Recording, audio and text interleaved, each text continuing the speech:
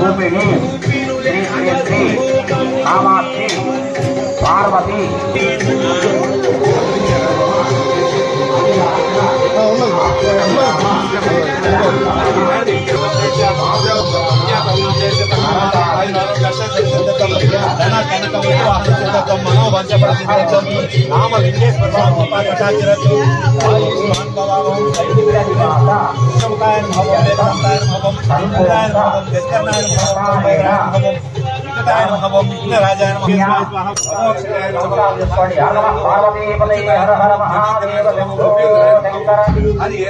శ్రీకృష్ణ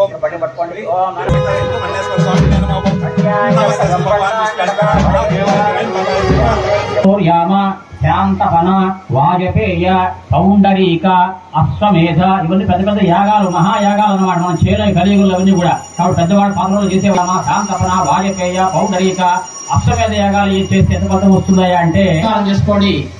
పార్వతీపతి అంటే కన్యాదానం చేస్తా అంటే దశ పూర్వేష మనకంటే పరిసరాలు ముందు వాళ్ళు ఉన్నారే, మన తాత ముత్తాత పరిసరాలు కాబట్టి మన ముందు మన వాళ్ళు వాళ్ళంతా కూడా పరిసరాల ముందు వాళ్ళు వాడట శాశ్వత బ్రహ్మలోకే నిత్య నివాసిత్యర్థం అని పోతారట. అది ఎప్పుడు ఆమె సమయంలో మనం సంతానం చేస్తారు. అయితే మన సంతానం కావాలంటే ఎవరు అబ్బాయి సంతానం కావాలంటే వంశోత్తర అనమాట. కాబట్టి సంతానం కావాలి. కాబట్టి ఆ పుత్రుడు ఎంతమంది పంపిస్తారా సంతానం కంటే తండ్రిని తాతని ముఖాన్ని పంపిస్తారు అనమాట. అది ఎటువంటి సమయంలో ఆమె సమయంలో నాకు కాదు. కాబట్టి నమస్కారం చేసుకోండి.